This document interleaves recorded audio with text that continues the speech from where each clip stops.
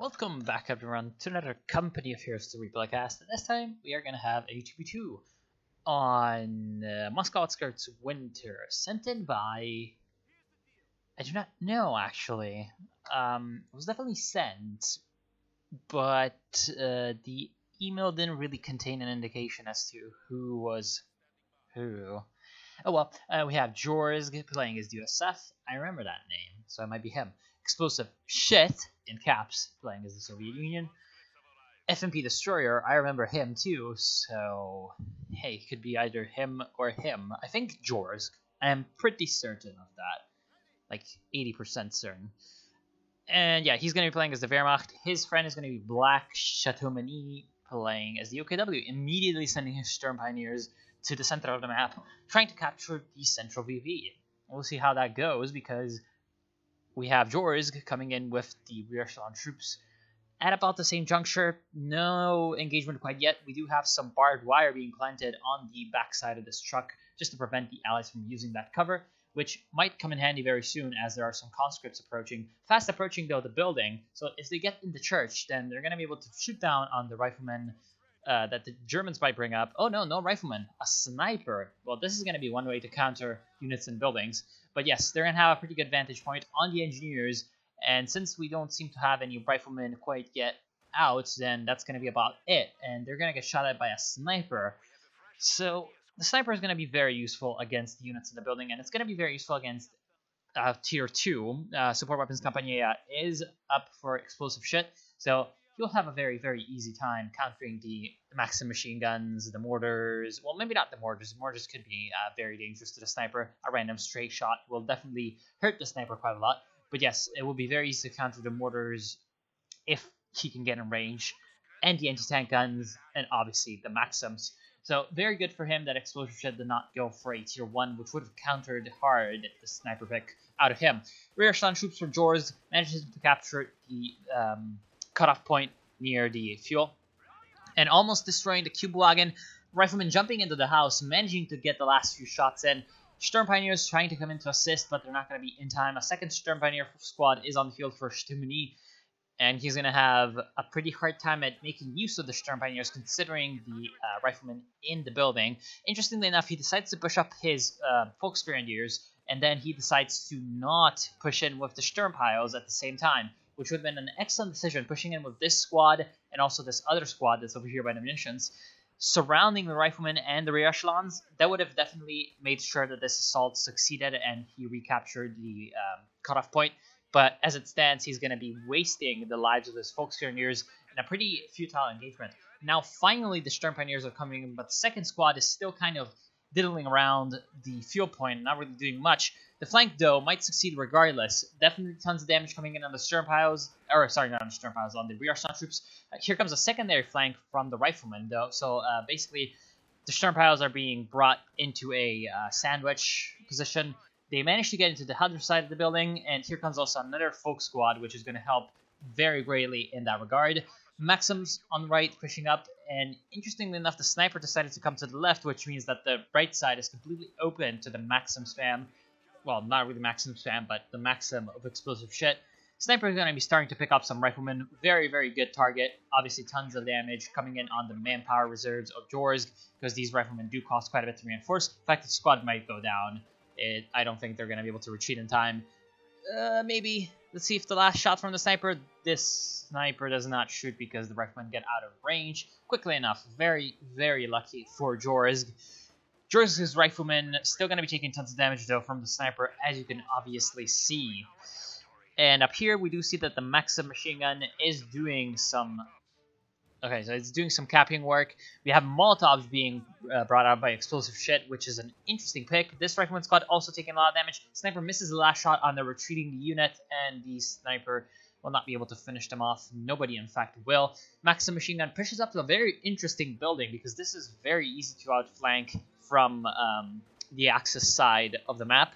So I'm pretty sure that this Maxim, yeah, being repositioned, which is a good decision. On the right side, we see that Explosive Shit has captured pretty much the entirety of the right side of the map and is now capturing the VP as well. So the allies are going to have a bit of a VP advantage. Right now, a Sturm officer is on the field for Chateaumeuni. First doctrine pick is the Breakthrough Doctrine.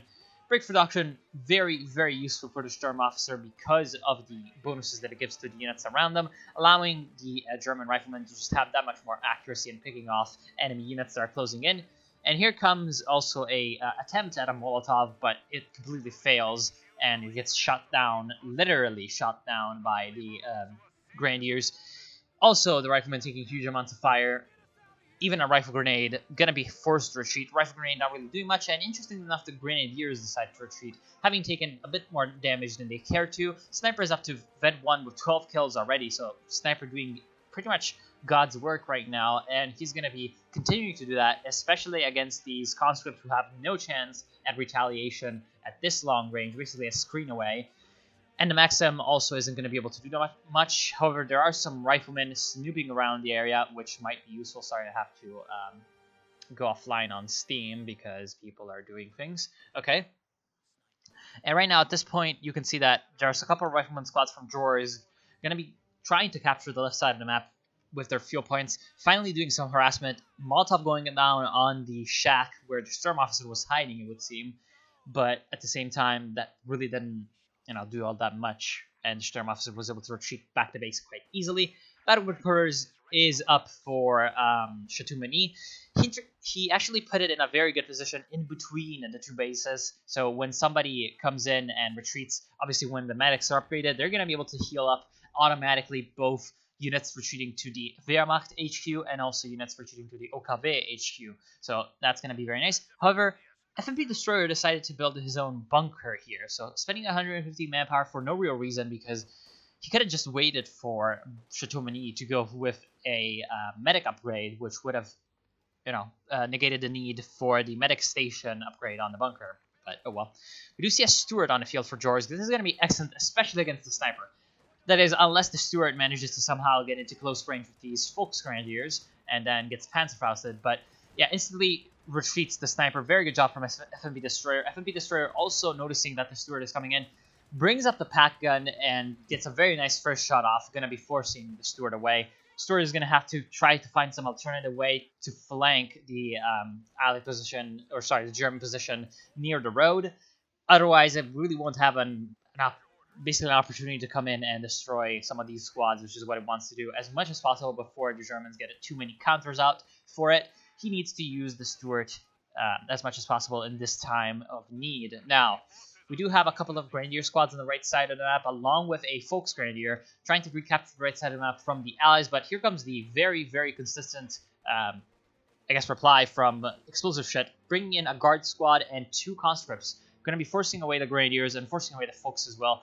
Pretty much very, very firm and decisive response from Explosive Shit to a attempt of harassment on the right side of the map, just like the Germans responded to the left side harassment with a Panzer Fusilier. Panzer Fusilier is being upgraded with a G43 recon package, and going to be supported by the Sturm Officer, thus giving them more accuracy, thus giving them increased experience gain because they're going to be hitting more and doing more damage. And, of course, we all know how good these guys are when they get some upgrades under their way.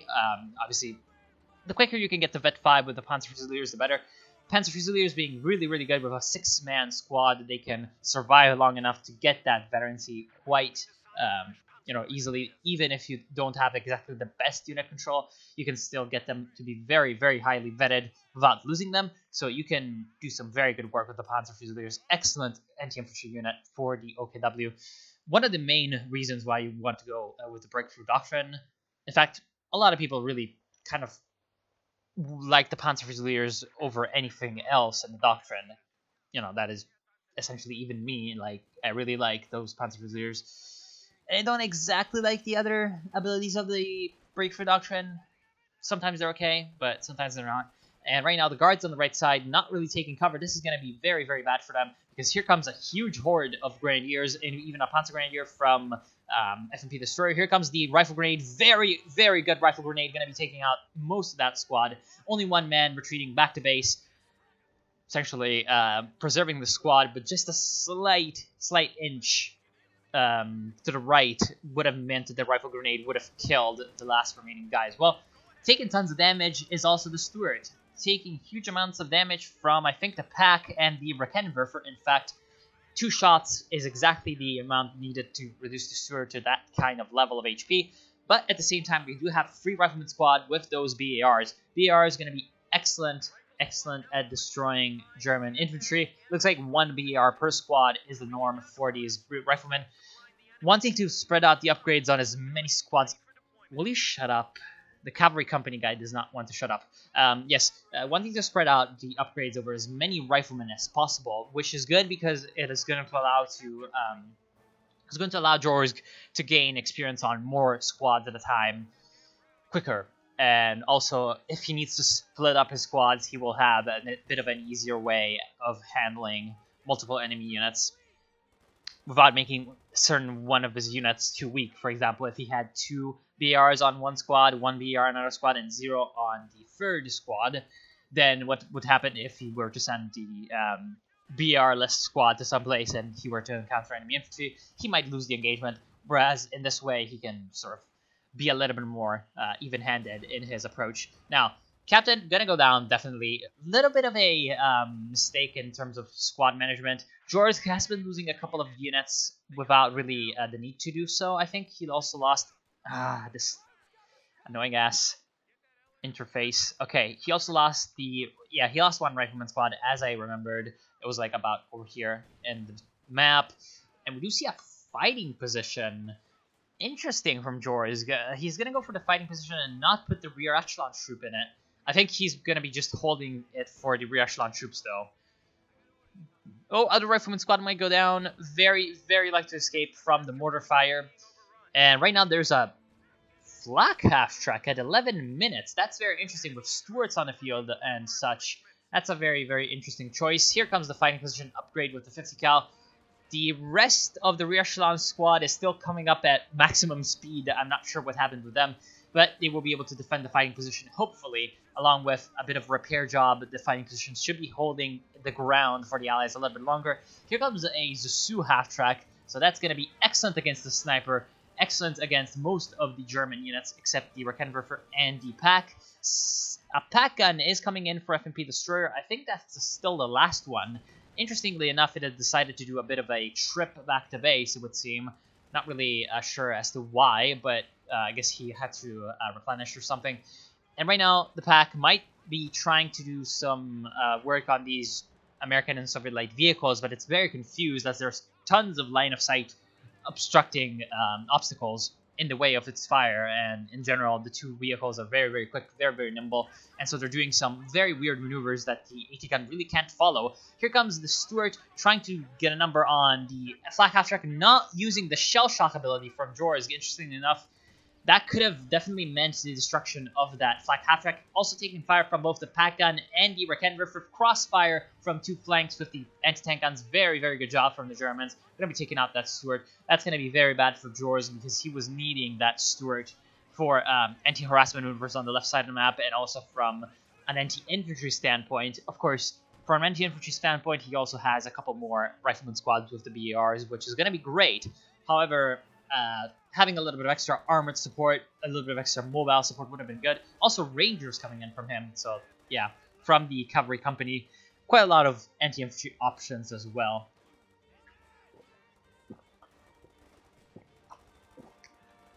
Sorry, I had to take a bit of drink of water. Target them coming in from the Sturmofficer. Very, very good usage of the ability. The Rangers were in the open, and they were taking fire from both the Panzer Fusiliers, the Sniper, and the Grenadiers. All of them getting buffed up by the Sturmofficer, and the debuff on the Rangers made them easier to target. This is what this ability does. It's essentially like the target vehicle, except it's for infantry. It is an excellent ability that's very underused, and that basically spelled the end of that 400 manpower Ranger squad with just 40 munitions from the Sturmofficer. Very, very good job on that from Chateau-Mani, right? That's his name. And here comes the Pack on to destroy the fighting position, but interesting enough, decides to reposition because he is afraid of the Zusu half-track. So Zusu half-track doing some pretty good work in saving the fighting position, almost wiping out the Panzer Fusiliers. Oh, that was just so close, and that's not going to be enough to save the fighting position. Now that the anti-tank gun can turn around and shoot at the fighting position, if it doesn't miss, of course, Rear echelon troops preparing desperately the fighting position, but that would not be enough. In the meantime, on the right side, Explosive Shit has been defending the entirety of the right side with just a Maxim, which is exactly what you want to happen as the Soviets. It's exactly what you don't want to happen as the Germans. You want to be able to at least put some pressure up on the right side of the map so that the Allies are forced to commit more units there, exactly as the Allies are doing on the left side. Jorsk coming in and going to be doing some harassment forces the Flak Half-Track to come in and respawn instead of the Flak Half-Track to stay in the center and help out against the Zhu and the extra infantry squads of the Allies. But the Zhu will go out of control after a very nice coming of the Raketenwerfer, with the stealth, using that to his advantage and destroying with 2 quick shots the very useful half-track for the Soviets. Here comes the T-3476. T-34 is on the field for Explosive Shit. He's bringing out a Katyusha, and he's obviously brought out the T-3476. Gonna be destroying the crew of the Raketenwerfer. Raketenwerfer gonna be supported, however, by the packs, so the T-34 is gonna be very wary of coming in any further. Incendiary grenades from the Volksgrenadiers come up, and they're answered by a Molotov. So both of them, oh, there goes a squad actually for the Soviets. Both of the units taking tons of literally fire, but one of them coming off the worst for it, in fact, the conscripts. And that's bad because Explosive Shit is down to 1 conscript squad, and he's not going to be able to replace the veterancy that he had on the conscripts at all because the conscripts are very, very weak late game. So while the other infantry units, it's bad enough when you lose them in the late game.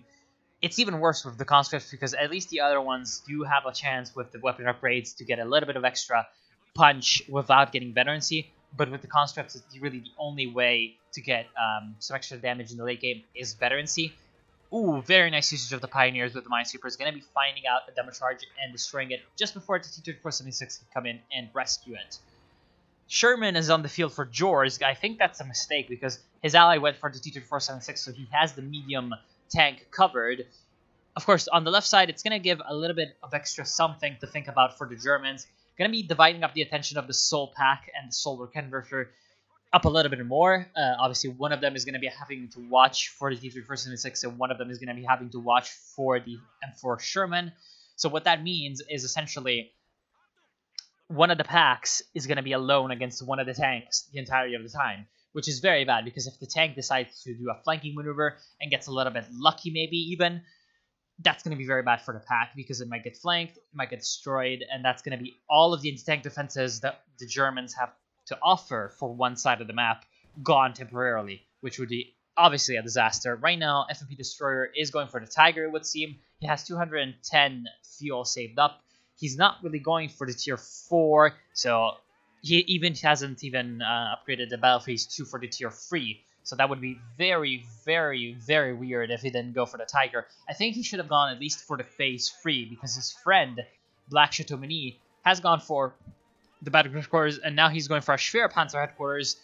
And in general, it seems like the Allies have a bit of an advantage in terms of fuel control because of the extra harassment maneuvers that they're doing on the left side of the map compared to the Germans, who really aren't coming in with harassment on the right side at all, thus giving the Allies a little bit more of a secure hold on the right side. Here comes a Katyusha barrage again on the German artillery. It would seem the support gun hasn't really been doing that much, almost up to Ved 1, but only 1 kill, and right now taking fire from the Katyusha.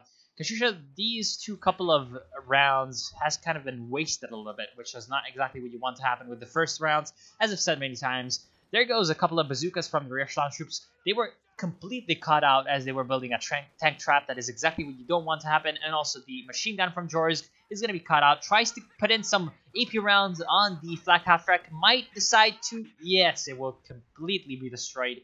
Very, very lucky for Jorsk. It manages to destroy that Half-Track. I guess it was an even trade. I think that playing a little bit more safe with the machine gun would have been better. But also the Flak Half-Track is a very important target to take out. And right now the Allies on the right side have complete control of the map.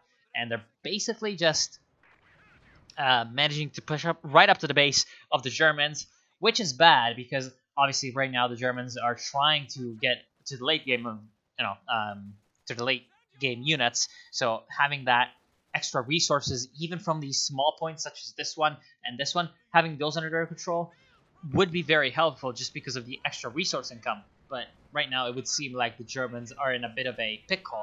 Right now, 2 bazookas on this Sturm Pioneer are going to make short work of the fighting position before he can upgrade the machine gun. Jor is managing to see that and cancels the machine gun, thus regaining the munitions. Very good job out of him, not wanting to waste the slightest bit of resources. Sherman, unfortunately, not with the explosive rounds being equipped, so having little to no effect on the infantry that's capturing the left side VP. In fact, taking tons of damage from the Sturm Pioneers with the bazookas, gonna be fairly effective against the frontal armor of the Sherman. Finally managing to force them to retreat. Very, very good job from Jorsk, except he could have been a little bit more safe with the Sherman. Now he's gonna have to repair, so not exactly the best thing there. Now, Panzer Grenadiers from FMP Destroyer are gonna be capturing the center of the map. But at the same time, the Allies have complete control of the VPs. They have 199... Well, they've reduced the Germans to 199, which is extremely good. And right now, there seems to be a lieutenant on the field. So backtech for Jorsk. Backteching for Jorsk is a decent choice because the lieutenant is going to give him some extra anti-infantry punch without having to build another rifleman squad, which is very good. Here comes the Katyusha. Misses a few rockets. Only hits one person in the Panzer Fusilier squad. Second volley does a little bit more damage against the Panzer Fusiliers, but still doesn't wipe out any of them. Right now, the Germans really need to get some VPs under control. They really need to destroy some of these units that are harassing them, such as the Katyusha. However, at the same time, they need to sort of ramp up the production of late-game units, because right now it seems like Chateau Moni is really not going for that late-game vibe. I mean, he doesn't have the resources to, whereas FMP Destroyer is going for the Tiger, and he's also gone for a Heavy Panzer Corps, which is interesting. He could have gone for that much earlier, but he decided to wait, which is interesting. He could have gotten out a a Brummbär already had he built it earlier, but he decided to not do that. So I'm thinking that he's gonna go for a Panther to counter the T-3476 and the Sherman, but I still think that's kind of a mistake. Right now, there's a pack on the field, in fact, 2 packs for FMP Destroyer, which is going to be covering up the anti-tank sort of role quite nicely, especially in the big open space of the center of the map. So I really don't see the need for a Panther. I think that anti-infantry is a little bit more important right now for him, especially when he has to face Jorsk. When he has to face explosive shit, I mean, he can do... Actually, his Grenadiers have the G43, so they're going to be in trouble against the Guards once they do get the DP28s. So maybe even the anti-infantry is okay against explosive shit as well. So yes, just a lot of reasons not to go with the Panther. Also, just because of the fact that the Panther is very, very expensive, even more expensive than the Brummbär, so it's going to delay the Tiger even further. That's another reason why he wouldn't want to go with that. And right now, on the left side of the map, Rangers coming in and going to be completely destroyed. It would seem like an M5 mine was being planted by the rear echelon troops. Wait, what? M5 mine? Rifleman, maybe? Yes, probably Rifleman. Right, I forgot that this was the Americans. So basically, Rifleman planting his mines, being forced back, and not really canceling the mine, which is a mistake, because this is 30 munitions sitting there, not really doing anything. Also, right now, Jor's going with way too many Rangers, I think. He's got 3 Rifleman squads with BRs, and he's got a Lieutenant with a BR as well. In fact, 2 BRs, so the free BR and also the upgraded BR from the weapon racks. I don't think he needs a Ranger for more anti-infantry. I think he needs some kind of anti-tank. And had he not spent the 400 manpower on the Rangers, then he would have the Pershing out already, which would definitely help out in getting the final push in on the Germans. Germans are down to 100 VPs. And finally, they managed to do something about the right side of the map, sending in a Panzer Fusilier and a Sturm Pioneer squad with bazookas. Excellent combination, I would think, because he obviously does not want to get hit by a mine or a double charge, nor by a tank coming in. So having the Panzer Sturm Pioneers with the Panzerschrecks is very good. In fact, one of those is a Panzerschreck, not just... Okay, so... Yes, Sherman still without high explosive rounds means that the Panzerschreck-equipped Sturm Pioneer is going to be definitely destroying the Sherman, along with the help of the Panzer Fusiliers with those anti-tank rifle grenades. Unfortunately, the German infantry won't really be able to withstand the holdout that is the T-3476 coming in very easily, repulsing them. Here comes also a Grenadier squad in the center, trying to capture the center of the squad of the map. Actually, it has been captured by the Panzer Grenadiers earlier, but it's going to be forced to retreat along with the Grenadiers. So having the Maxim there was definitely helpful for explosive shit. However, Here comes the Panther on the right side of the map. Panther hits a mine, gets shot at in the rear armor by the T-476, but the T-476 is also going to be taking damage from the Panzer IV. Why a Panzer IV from Chateau Mini? I mean, okay, I can see why he would bring out a Panzer IV, but I still think that he should have gone for a King Tiger. But, oh well. Also, a airstrike comes in, an L2 precision bombing strike from Explosive Shed doesn't really do anything. Here comes a Katyusha barrage, possibly devastating, but not really doing much against the blob of OKW forces. Again, the Katyusha not really paying for itself, not really getting any wipes, being in general kind of worthless. Only 10 kills. It has been on the field for like 10 minutes, and it hasn't really done anything. You really have to be very, very confident with the Katyusha barrages if you want to bring out a Katyusha. It is one of my favorite units, but you have to be confident that you're going to be able to bring it and get impact done with the unit. Otherwise, it is a complete waste of resources, because it is just not quite as reliable as some other artillery units, because it is very, very, very inaccurate at times. You have to be on point with the barrages, or else you're going to get, essentially, your resources not worth. And, oh boy, I'm just waiting for that. Well, very lucky. The Riflemen and the Rangers don't really take all that much damage from the Panzer IV shot, as they should have. Right now, Germans capturing the right side of the map and keeping control of it quite well. Rangers going to be going down very soon if they don't retreat, but they're trying to sort of be a pathfinder for the Pershing, trying to be sort of bringing up the front for the Pershing, but not really going to be enough. Pershing tries to come in and destroy the Panzer IV, but it doesn't really see the Panzer IV, because it is on prioritized vehicles and it's not shooting, so it means that it didn't see the Panzer IV. Panzer IV very riskily retreats through the ice, and also Pershing very riskily charges through a very open field and a road in the view of a Vet-free pack. Vet-free pack going to be taking some shots to the rear of the Pershing, along with the help of the Panzer IV. Here comes the last shot through the fence, interestingly enough, destroys the Pershing. And here comes also a Stuka close air support, not really going to be doing much. It was obviously meant to destroy the Pershing, to get the last sort of bit of damage in and finish it off, but didn't really need that. Right now, Katyusha is definitely a little bit too close to the front for my tastes. This Katyusha could be destroyed by really anything that could come in from the Germans. And at the same time, we do see the Isu-152 on the field for Explosive Shed. Going to be very useful at holding the center of the map against the German infantry units. Going to be extremely useful against packs with its long range. It's obviously tracking ability, which increases the line of sight, and its high explosive rounds. Going to be very, very good against enemy infantry. However, what it has to be watching out for is the Panther. Panther is going to be excellent at hunting down the Isu-152, especially if it gets a very nice flank, as it is trying to do right now. However, it's going to find the Katyusha kind of by mistake, and that's going to be the end of that Katyusha. Once again, have to be very careful when using this unit, otherwise you're going to get your Katyusha destroyed. It's not going to really do much, and it's going to be a waste of resources. The Panther does not fire, and it ends up firing at the Isu-152, making me eat all my words. Very, very, very sour taste in my mouth from that. However, the Katyusha decides to fire a creeping barrage at a mortar, and is flanked around by a Sturm Pioneer squad. Sturm Pioneers deciding to fire at the Guards Riflemen instead of at the Katyusha, which would have spelled again the end of the Katyusha. Also, something fires back at the Katyusha, not really quite sure, maybe a support gun, but it does not destroy it. Isu-152 still around. Obviously, Isu-152 participated very well in the destruction of that Panther. Forgot to say that really that Panther went down because either a Rifleman squad or a Conscript squad was quick enough and got off a rifle grenade or an anti-tank grenade on the engine of that Panther, thus slowing it down enough for the Isu-152 to turn around, catch with the turning rate of the Panther, and then also bring in the support of the Raketenwerfer, which is welcome indeed in taking down that Panther. Very, very big mistake for the Germans, but while that was a tactical failure, it was absolutely a strategic victory. On the right side, they're managing to capture points. On the left side, they're also advancing, and they've managed to secure the left side of the map with an MG42. That's going to be essentially not sort of locking down the area against any kind of infantry assault that the Americans or the Soviets might bring up against the left side VP.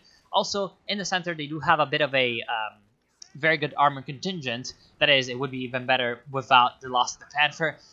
And what's really making me think that the Germans have the advantage in the center is this vet-free pack. However, the vet-free pack is not being brought up to assist the Panzer IV. Panzer IV going to be running almost into a TM35 mine, but it's going to be enough to bring in the T-34-76 to stop this Panzer IV's rampage in the back lines of the Allies.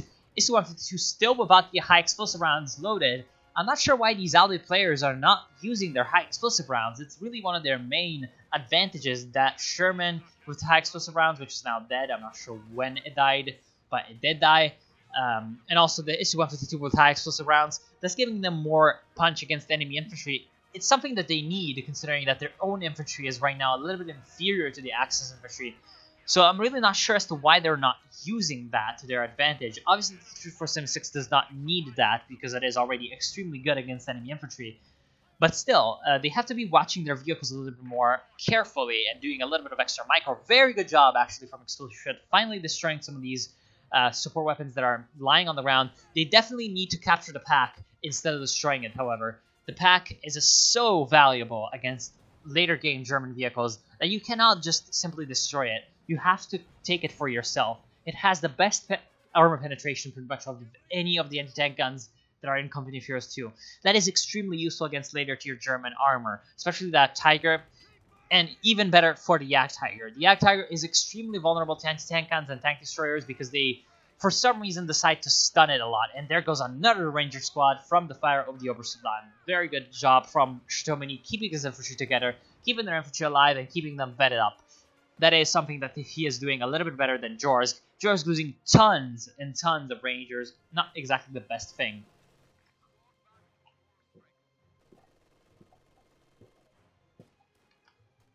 Yes, also, decent flank coming in on the machine gun. Jorsk's going to be managing to recapture that left side VP. However, the Germans have managed to stop the bleed, and now they have a VP and a half, it would seem, because this left side is contested. They have a VP and a half under their belt.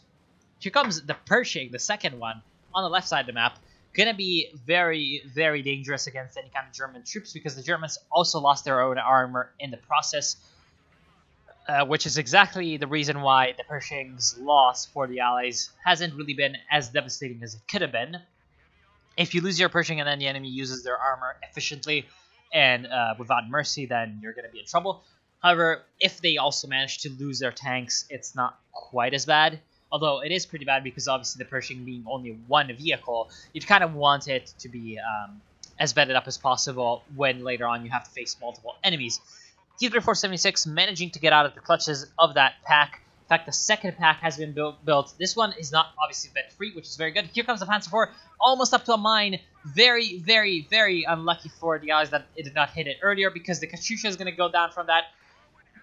T-34-76 also taking huge amounts of fire from the Panzer IV 75mm. Going to be able to escape through the smoke of the Katyusha. Even in death, the Katyusha serving the motherland and their comrades with pretty good zeal. And also right now, this flank from the Pershing going to be destroying yet another Raketenwerfer. Panzer IV taking huge amounts of fire, and an M5 mine is around. Nobody hits the M5 mine. In fact, somebody hits the M5 mine and it doesn't do any damage. T-34-76 though taking some fire from a Panzerfaust. Gonna be, yes, from the Grenadiers. Panzerfaust from the Grenadiers gonna be managing to stop the T-34-76 or at least slow it down. Pack fires at the Isu-152 instead of on the T-34-76. Gets his last shot off on the T-34 because the T-34 decided to not get out of the line of sight of the pack while it could.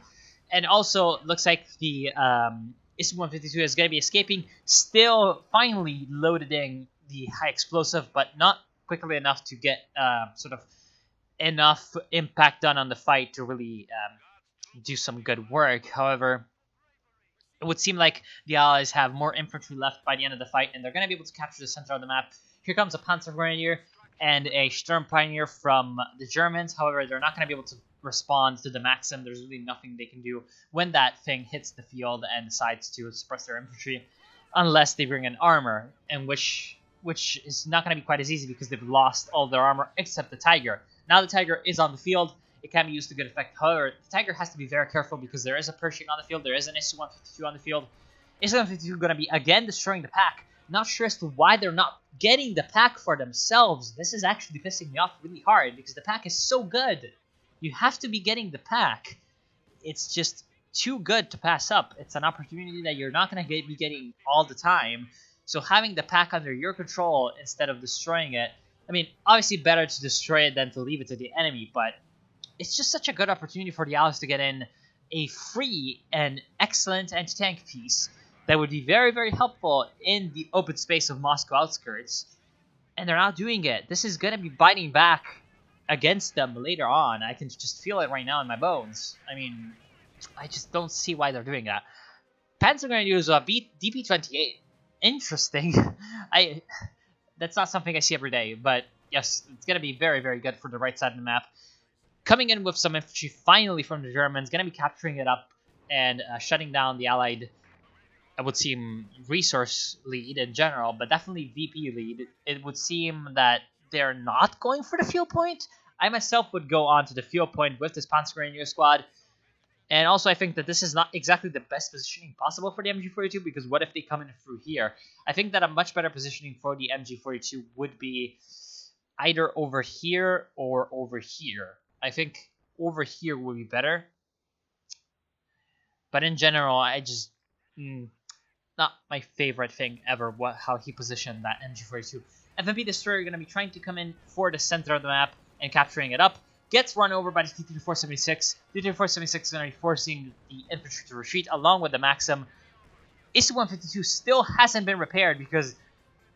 Sorry, Explosive Shit hasn't gotten out any engineers for all this time, and only now bringing out this combat engineer squad, bringing up, capturing a BAR, needs to be repairing the Su-152 because the Su-152 is pretty slow enough as is without the destroyed engine.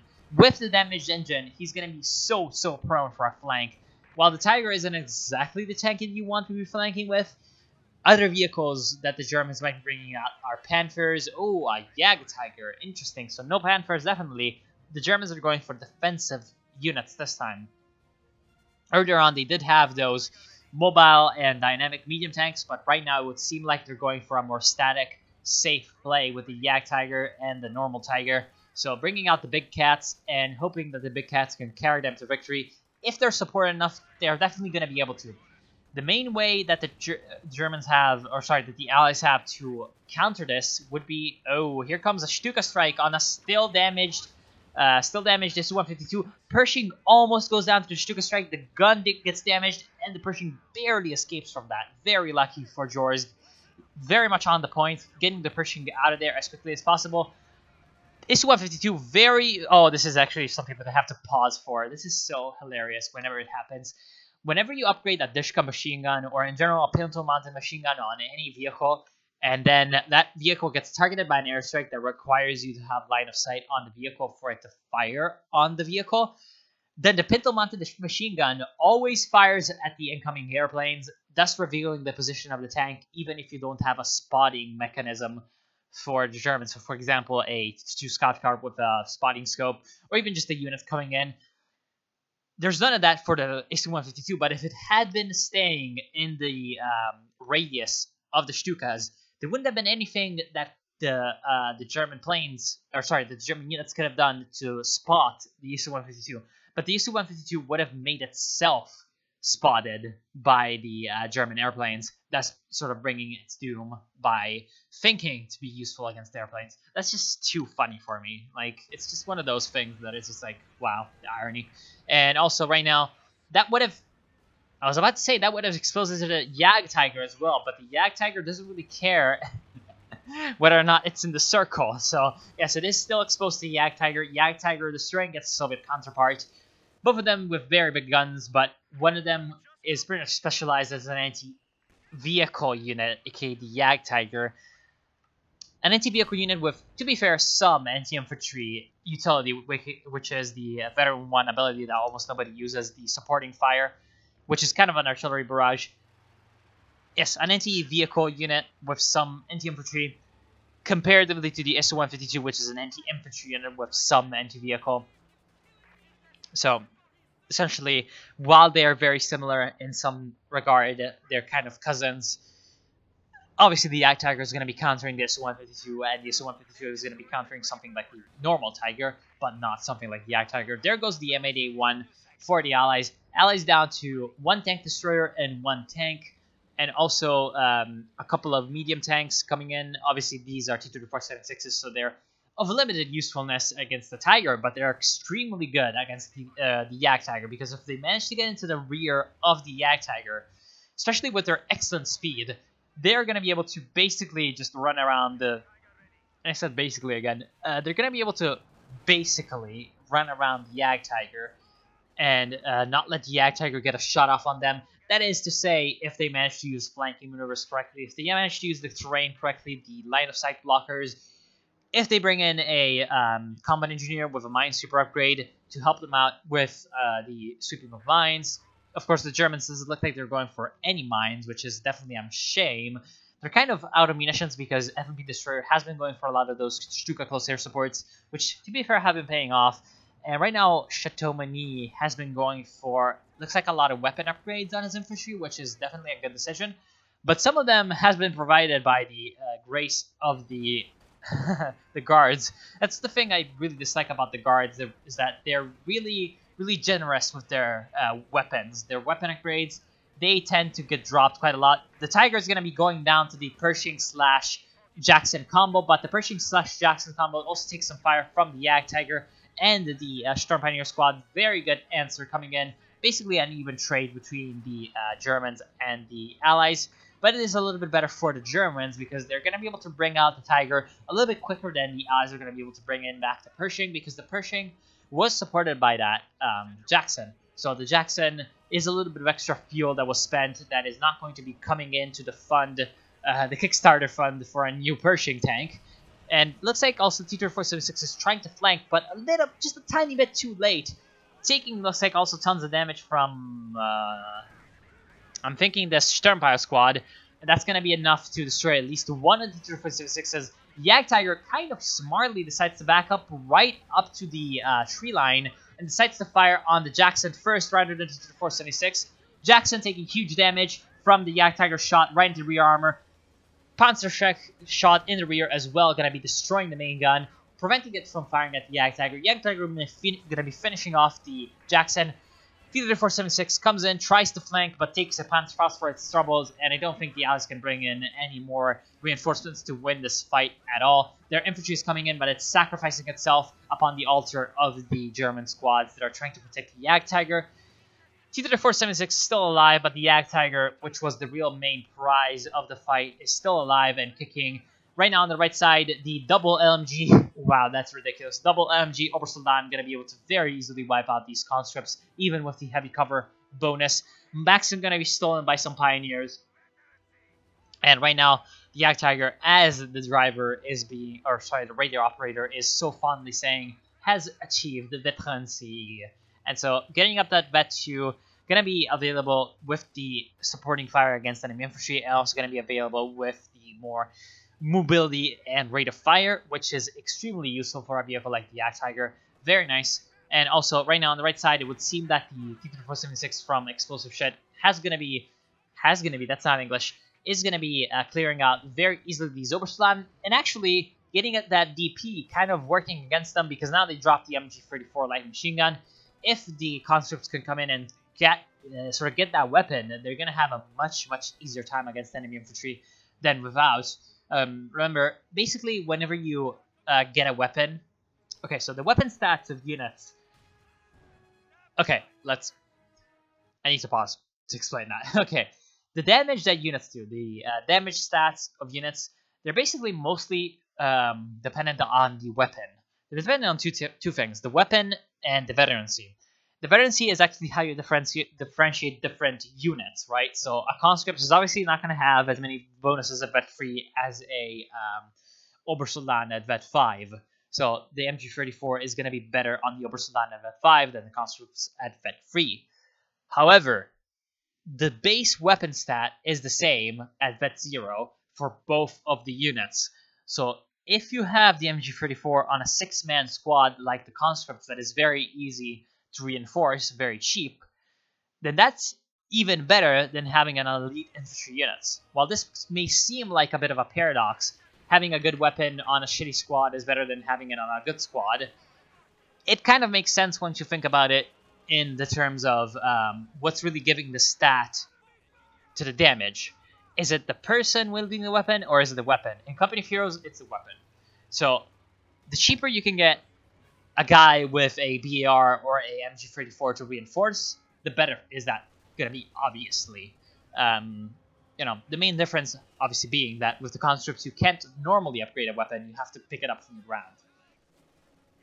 I'm very lucky, obviously, this Pioneer to go back to base with, like, no HP. Whoa! Oh, 10 points? What? What's happening? Okay, so 10 points are for the Germans, and right now they're going to be recapturing the right side of the map and getting a stop to that bleeding, it would seem. T-34-76, I think, should have gone in and tried to stop the German units from recapturing that. In fact, they're not capturing.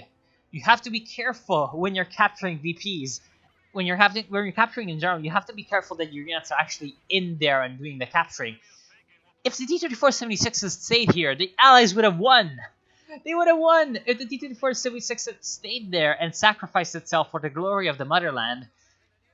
There wouldn't have been anything that the Germans could have done to save their infantry, bring in the tanks.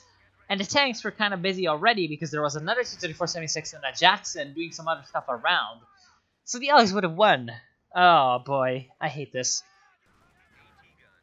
Yeah, that's very unfortunate. In fact, very weird choices by the Germans, and all in all, that's not something that I would have gone for.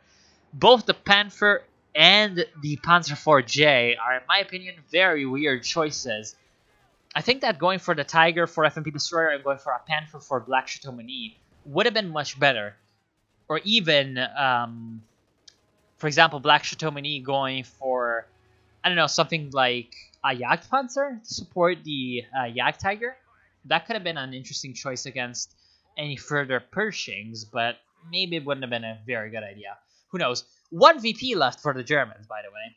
Very, very lucky for the Germans that T-34-76 decided to play it safe for its own skin instead of playing it safe for the game at hand.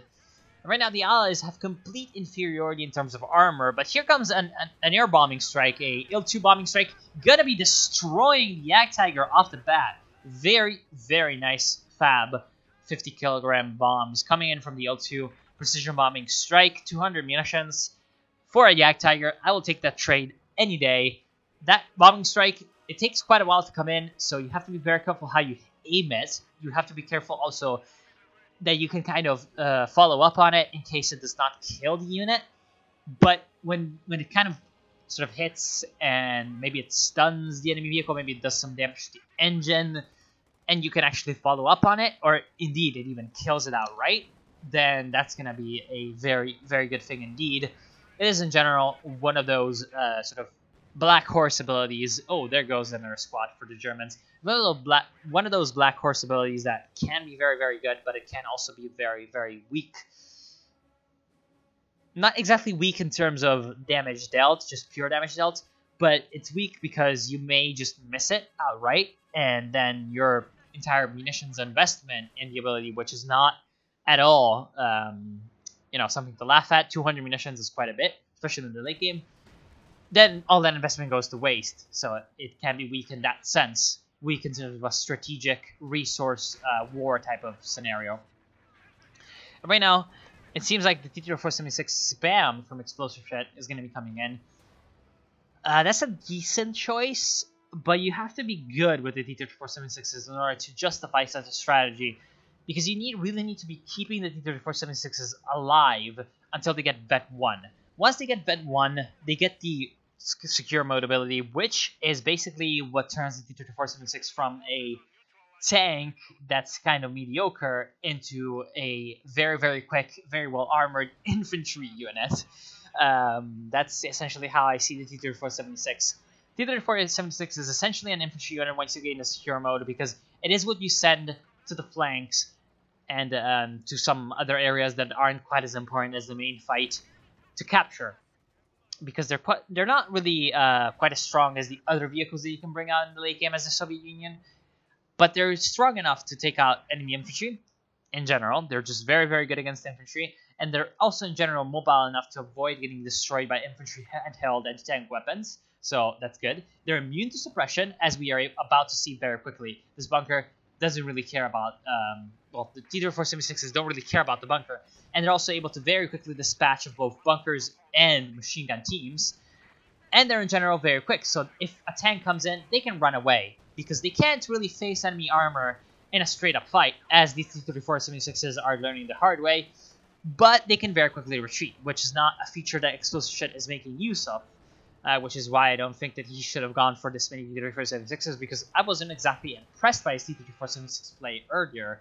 Wasn't impressed enough to make certain that this kind of play would be worth it. It is definitely not worth it. Fighting both superior enemy armor and superior enemy infantry, supporting it with enemy anti-tank weapons that are very, very effective, along with also an anti-tank gun without any infantry support of their own, is exactly what the T-34s really don't want to do. Right now, the guards have managed to bring in a little bit of support, but support for the carcass is no support at all. And in general, that's not going to result in anything other than casualties for the Explosive Shit. So losing manpower as well as fuel investment, as well as really the last remnants of his forces. He does not really have anything much left anymore. I really don't see how he's going to be coming back from that. I mean, he lost 3 T-34-76s, so like 240 fuel, because it would be 80, 160, 240. Yes, 240 fuel, which would have been a new Isu-152 assault gun, but that's not the entire picture, because the T-34-76 is also 300. Yes, 300, that's a lot, manpower. So 900 manpower and 240 fuel, that's more than any heavy tank in the game in terms of manpower, and more than most heavy tanks in the game, except the King Tiger and the Jagdtiger, even though the Jagdtiger is not, you know, properly a heavy tank. Still, let's just include it in the categories of super heavies. That's more expensive than any of those units. The amount of investment that Explosive Shit had in those T-34s that died. So he could have brought out another Isu-152, but he decided not to. And the Allies are about to do something else of the same sort by bringing in these Jacksons alone without any infantry support against enemy infantry. That is the worst possible choice you could do with a Jackson. Here comes the run-over attempt by the T-34-76, almost doing a lot of damage against the Obersoldaten, but being forced to retreat by the Panzerschrecks with the Panzergrenadiers, or sorry, the Panzergrenadiers with the Panzerschrecks. Also coming in with the armor support from the Germans, going to be able to chase down the last 2 remnants of the T-34-76 force of Explosive Shit. There goes another T-34-76, so that's 300 fuel lost in T-34s in about 2 minutes. That's 150 fuel a minute, not exactly what you want to happen when your fuel income is 20. That is less than a quarter, essentially, of what you lost. So not really anything that you can replace anytime soon. And I don't see how the Allies are going to be coming back from this. I mean, look at this. George losing one of the Jacksons, going to be in trouble. Explosive Shit losing all of his T-34s, going to be definitely in trouble. And the Germans bringing in a second Panther. I'm not sure as to why they're just not going for a Tiger. Especially now that one of the Jacksons is dead and the other one is almost dead. And they have the superiority in terms of anti-tank. They have tons of anti-tank infantry on the field, especially these Storm Pioneers and also the lovely Panzergrenadiers. In general, they're just going to be so well equipped against enemy armor that I don't see the point of bringing out another Panther. I think that a Tiger would have been much better and much safer. Of course, we do see that Chateau Muni is bringing out 2 Panzer IVs, which is going to be very, very good against enemy infantry. Very close deal. Had this Guards Rifleman been able to capture the right side of the map and keep control of the right side of the map, that would have been very good, because right now the Allies are also capturing the left side, and all that the Allies need to win is 3 seconds of 2-to-1 VP control, because VP tickets are sort of tick down every 3 seconds, right? So if you can count from the next one, 1, 2, 3, tick. So 2-to-1 means that 1 VP every 3 seconds is going to be ticked down. So that's all that the Allies need. 3 seconds of VP control, 2-1.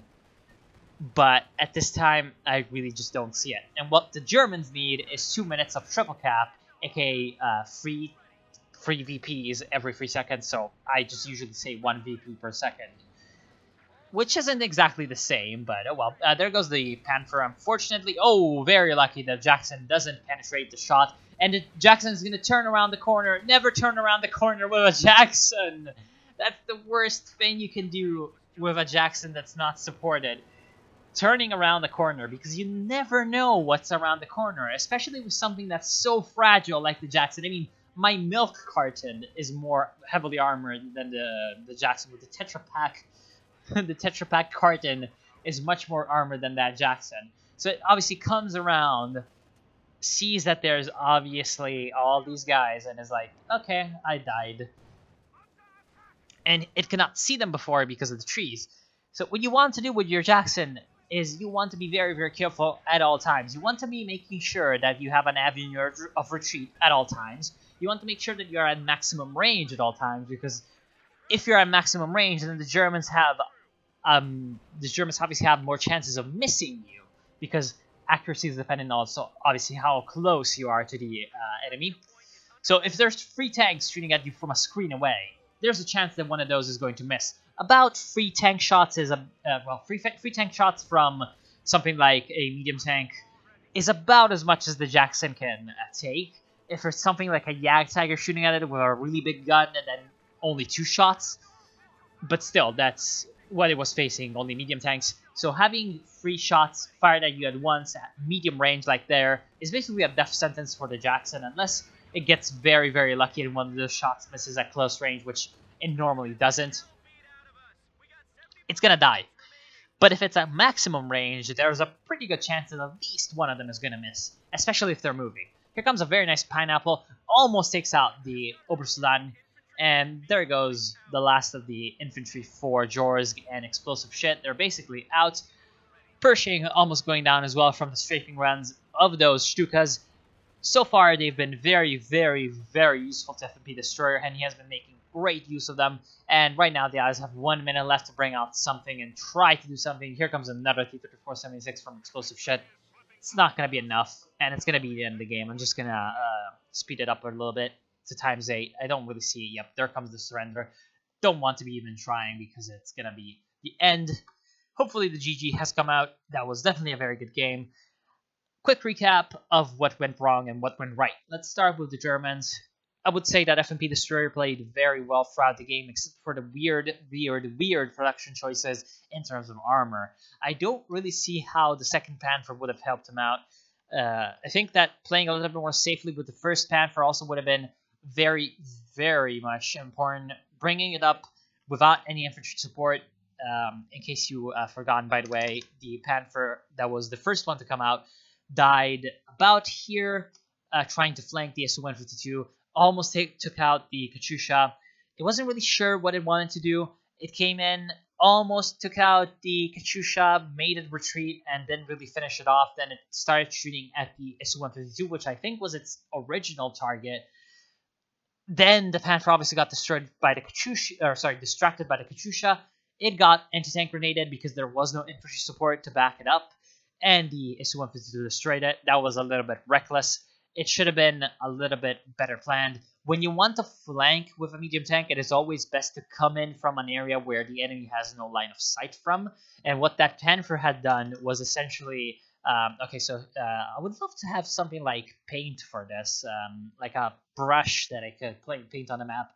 There was the Su-152 around here. Then the Panther tried to come in through this shack, trying to come in from the flank, around the trees, around this house. No, actually, maybe not even around this house. Maybe just through here, and trying to flank around the Su-152, which was over here. There's some debris that was here as well, which was destroyed, which is now destroyed. But then, what's really the point of trying to do that flank when the enemy has seen that you're doing it and is now able to react?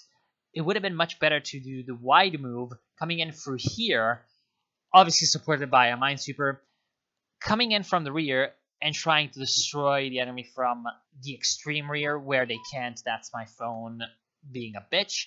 from the extreme rear where they can't exactly react until you're just on them, which would have been much better. Other than that, really no complaints that I have with FMP Destroyer. Actually, one slight complaint. I think he overutilized Jaeger Line Infantry upgrade package for the Grenadiers. Excellent Panzer Grenadier play, absolutely. The Grenadiers eventually went down. I think part of that reason is because he went for the Jaeger Light Infantry upgrade package, which is the G43s, on a very open map where they don't exactly shine. Where these G43s are better than the LMG42 is at close range and when the Grenadiers are moving, because the LMG42 isn't able to fire on the move. So having that when you also have a lot of Panzer Grenadiers, it's a little bit redundant because the Panzer Grenadiers are also very, very good at firing on the move, at close range, destroying enemy units that way. So maybe the Jaeger Light Infantry upgrade was a little bit too much, and going for some MG42s instead would have been better for his Grenadier force. Chateaumeny playing pretty well overall. I think he was a little bit too reckless with the Jagdtiger a couple of times, but in general he used it fairly well. I have seen worse Jagdtigers, definitely. Especially excellent play from him with the Obersoldaten and the Sturm Pioneers, utilizing his elite infantry to his advantage, which is kind of what you want to do when you're a doctrine like Breakthrough Doctrine or Special Operations, where you have that elite infantry or something to buff it up, like the Sturm Officer. He lost the first one and decided not to go for another one for a long, long time. I think because he was more scared of the enemy vehicles than the enemy infantry. He was way too reckless with his Raketenwerfers. He lost way too many of them. I think like 3. Pretty certain that he lost 3 Raketenwerfers. Yep, lost 3 Raketenwerfers. Not exactly the best thing, but it could have been worse. In general, I also like the fact that later on he saw his allies was going for a lot of Panthers, so he decided to bring out Panzer IVs instead of Panthers. Because while it may seem like, oh, I've got the Panzer IV, it's 150 fuel, it's a 4, and I've got the Panzer V, the Panther, it's 200 fuel, it's just better, right? So if I have the pop cap, if I have the resources, if it's late game, I just bring out the Panthers. Wrong. They're 2 different vehicles for 2 different purposes for the OKW. Panther, more of an anti-vehicle unit, doesn't really have a lot of anti-infantry capabilities, except when it gets a lot of veterancy and it's got the pintle-mounted machine gun, then obviously gets pretty good. But it takes quite a while to get there. Panzer IV is good right off the bat as soon as it comes out of the oven that is the Schwerer Panzer headquarters, because, well, obviously with the extra armor that the Panzer IV gets, the OKW Panzer IV gets with the side skirts, right off the bat, without any need of veterancy, is more survivable against infantry held and tank weapons, such as the PTRSs from the Guards Riflemen and the bazookas from the allies, who kind of lack in penetration. So the Panzer IV, with the extra armor, it's extremely useful against that. It's going to be more survivable against enemy infantry. It's also extremely useful against enemy infantry because of the pintle-mounted machine gun that it gets, and because of the main gun having a ton of anti-infantry capabilities as well. Other than that, I think he could have also gone for a King Tiger instead of a Jagdtiger, but that's his choice. Both of them were pretty viable decisions. Explosive shit. Definitely some problems with the armor selection that he went for. He should have stuck with the SU-152 assault gun. Going with the SU-152 assault gun was the good choice. The reason it didn't work out for him is that he did not go for enough of these guys, these combat engineers. He didn't have enough of them up at any time, so he really lost on the opportunity to make use of that one big tank. Because when you have the one big tank, you want to make sure that it's at full strength the entire time, because it is a lot of resources sunk into one unit. You don't want to be caught off guard, as it was when it is, for example, it's got the engine damage. You don't want that to happen, because obviously it's much more valuable. You want to save it up. And so, going for all those T-3476s, unless you can micro them, you can use them correctly, you can get a good flanking off, the T-3476 is not going to be worth it. Over, obviously, over one of those is not going to be worth it. One of them can always be good as a counter-harassment move on the flanks. Also, the Germans really didn't do really a lot of harassment in the early game. That's something that I think really contributed to their early game deficit. They didn't harass the right side of the map enough. That right side of the map was held by a Maxim for pretty much half the game, and that was not at all what the Germans should have gone for. Not going for enough tank guns early for explosive ship was also a mistake, and not stealing those packs. I told you so. I told you that it was going to be bad for you. And then you got destroyed by Panzer IVs, which is one of the weakest units to a pack that you can possibly imagine. Oh well, that was very unfortunate for explosive shit. Overall, his usage of the Doctrine was okay, but it could have been better. Also, the Guards Riflemen, he used them kind of okay. I think he lost like 1, maybe 2. Let's select them and try to see. Oh, okay. Right, he had the MG42 regardless of being Soviets. Oh, okay. Well, I eat my words. He lost 5 guards. Damn, that's a lot. I cannot keep up with everything. Jorsk, pretty good usage of the infantry. However, also way too reckless with his elite infantry, losing way too many Rangers. I think that was about 4 losses for the Rangers. I think that's what I saw mostly. 4 Rangers, 5 Rangers, even worse. And definitely way too reckless with the Pershings and the Jacksons. Just because they're fast, that doesn't mean you have to go fast. You have to really just head into the enemy quickly, right? Doesn't mean you have to go fast towards the enemy because you're fast. Because both the Pershing and the Jackson have very, very weak armor compared to some of their counterparts. So you have to be very careful. You have to keep them at long range. When you want to fight enemy armor in the Pershing and the Jackson, you have to use their 90mm gun at where it's best, which is long range, sniping enemies, making sure that the weak armor of the Pershing and the Jackson can't be used against you, and in general, just being a nuisance. Coming in, pulling up, doing a shot, maybe doing some damage, maybe trading some damage back for the Germans, and then retreating, repairing, doing a flank, and then getting the decisive engagement in. Not coming in from the center straight up front as Jorsk was doing. That's only going to get your guys killed, going to get your tanks killed. Not good. Don't do that. His rifleman play was good, but that's a very nice squad. 43 kills. Again, rifleman play was good, but overall the rest needs a bit of work. So I want to thank you all for watching. Hope you've enjoyed the cast so far. Hope you will join me for more. Tell me in the comments below what you think about this game, and I'll see you soon.